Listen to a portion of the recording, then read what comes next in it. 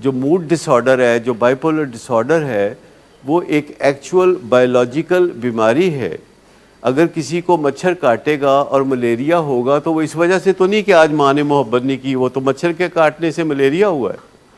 اگر کسی کو بائیپولر ڈس آرڈر ہے اور اس کے اندر سے بایولوجیکلی کچھ بیہیویئرز نکل رہے ہیں، میں نے دیکھا ہے کہ دنیا بھر میں جن کو بائیپولر ڈس آرڈر ہوتا ہے، چاہے وہ امریکہ کے بچے ہوں، چاہے پاکستان کے ہوں، چاہے یو کے یا انڈیا کے ہوں، جب میں ایسے بچوں سے بات کرتا ہوں تو میں دیکھتا ہوں کہ نارووال میں پیدا ہونے والی لڑکی جس نے نارووال سے باہر قدم کبھی نہیں نکالا، وہ وہی باتیں کرتی ہے جو امریکہ میں لانگ آئیلینڈ میں رہنے والی لڑکی کر رہی ہے. سیم باتیں وہ کرتی ہے، سیم باتیں وہ کرتی ہے. حالانکہ دونوں کبھی ایک دوسرے سے ملی نہیں، دونوں نے ایک دوسرے کے بارے میں جانا نہیں، دونوں نے ایک دوسرے کے ملکوں میں قدم نہیں رکھے. اور اگر بائیپولر کے سمٹمز کو دیکھا جائے تو چاہے افریقہ میں ہو، چاہے جاپان میں ہو، چاہے کہیں بھی ہو، تو سارے سمٹمز بیماری کے، چونکہ یہ بایولوجیکل بیماری ہے تو سمٹمز ایک ہی ہیں. لیکن جب ہم ایک چیز کے بارے میں بات کرتے ہیں اور اس پہ فوکس کرتے ہیں تو مسئلے کا حل کچھ نکلنا شروع ہوتا ہے. جیسے کہ پرپیچول محبت، اس میں اتار چڑھاؤ بھی نہ رکھیں، لو ڈوز رکھ لیں. وہ جو آپ کہہ رہے ہیں وہ لو ڈوز تو نہیں تھی نا جو 4 بہنوں کے بعد ہوتی ہے، اوور ڈوز تھی نا. تو اوور ڈوز سے بھی خرابیاں ہی ہوتی ہیں. کسی کھانے میں ذرا زیادہ نمک مرچ ڈال کے دیکھ لیں تو آپ کو پتہ چل جائے گا. لو ڈوز جو ہے، مناسب سی لو ڈوز. لیکن میں نے بہت کم کوئی پیرنٹس کو دیکھا ہے کہ جو لو ڈوز پہ ایگری کرے. وہ کہتے نہیں 11,000 وولٹ کی بجلی دینی ہے پر بیچ میں لوڈ شیڈنگ کرنی ہے. لو ڈوز جو ہوتی ہے وہ ویسے ہی ایڈکٹیو نہیں ہوتی. جب بھی کسی چیز کی امپیکٹ لو ہوتی ہے تو وہ ایڈکٹیو نہیں ہوتی. جیسے کہ فرض کریں آپ اس سٹیج سے نیچے چھلانگ لگائیں تو یہ ایڈکٹیو نہیں ہوگی، لیکن اگر آپ ہوائی جہاز سے چھلانگیں لگانا شروع کریں تو وہ ایڈکٹیو ہوگی. اب آپ سمجھیں فرق کیا ہوتا ہے کہ ایک چیز جو ہے جو لو ڈوز میں ہے وہ ایڈکٹیو نہیں ہوتی. ایڈکٹیو تب ہوتی ہے جب ڈوز انکریز ہوتی ہے. یہ ڈوز ریلیٹڈ ہے. اور اگر ماں باپ محبت دیے جاتے ہیں اور مناسب محبت دیے جاتے ہیں اور اس میں بیچ میں جیسے کسی بندے کو آکسیجن لگی ہو تو تھوڑی بھی لگی ہو تو فائدہ مند ہے، لیکن تسی وہ آکسیجن کھینچی لو تو پھر تقریباً آپ سمجھ تو سب گئے ہیں. لیکن اب آپ کو یہ بھی پتہ چل گیا ہے کہ یہ بڑا مشکل کام ہے، اس لیے آپ اس سے کمٹ نہیں کر رہے، کیونکہ آپ اس کام پہ بھی کمٹ نہیں کرتے جو مشکل لگتا ہے.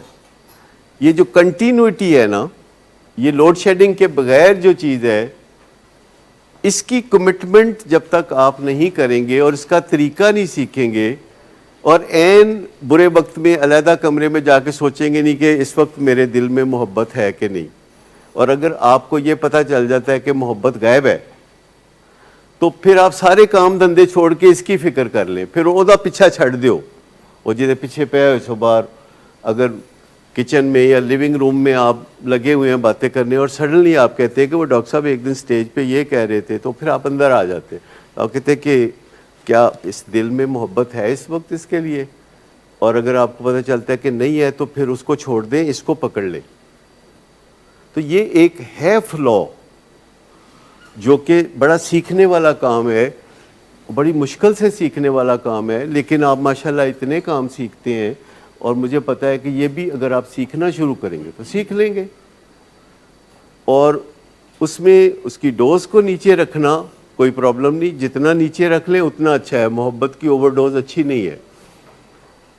اور کنٹینیوٹی کا خیال رکھیں، اس سے آپ پرووکنگ سے بچ جائیں گے، کیونکہ جب پرووکنگ کرتے ہیں اسی میں سے کوئی لمحات ہوتے ہیں جب آپ محبت کی ڈوز کو زیرو کر دیتے ہیں، مائنس پہ لے جاتے ہیں.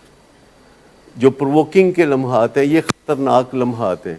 تو it all boils down to enabling and provoking them. آپ میں سے کسی کا ارادہ بنا ہو کہ اچھا میں یوں کروں گا، میں ایسے کروں گا، میں سنبھال لوں گا اپنے آپ کو، کیونکہ سنبھالنا تو اپنے آپ کا، یہ واحد کام ہے جو آپ نے مریض سے نہیں کرانا، اپنے آپ سے کرنا ہے. बहुत क्रिटिकल मोमेंट्स, उसमें मैंने अपने दिल को चेक करना है। अल्लाह करे कोई इंस्ट्रूमेंट निकल आए, ऐसा कोई इंस्ट्रूमेंट हो जो बताता रहे, घड़ी हो को देख लो क्या है। लेकिन मैं आपको बताऊं कि इंट्रोस्पेक्शन एक ऐसी चीज़ है, अंदर झांकना एक ऐसी चीज़ है कि जितना आप अंदर झांकेंगे उतना आपको नज़र आने लगेगा। माइंडफुलनेस इसी को कहते हैं, मेडिटेशन इसी को कहते हैं, इस्तगराक भी इसी को कहते हैं। अंदर झांक लें अपने दिल के, अकेले बैठ के, तो रोना आ जाएगा कि कितने ही मौक़ों पे हमने उनसे मोहब्बत नहीं की जिनके लिए हम तरसते थे। हमें खुद ही पता चल जाएगा कि तो कसूर उनका समझते थे, लेकिन ये तो अपना निकल आया कसूर। थोड़ा सा ये माँ बाप अपनी तरफ से ये करें, या हम जहाँ भी काम संवारना चाहते हैं तो अनकंडीशनल लव और unconditional respect, which is a learnable skill, और हम भी सीखते रहते हैं अनकंडीशनल रिस्पेक्ट, पर उसके बगैर तो ये काम किया नहीं जा सकता।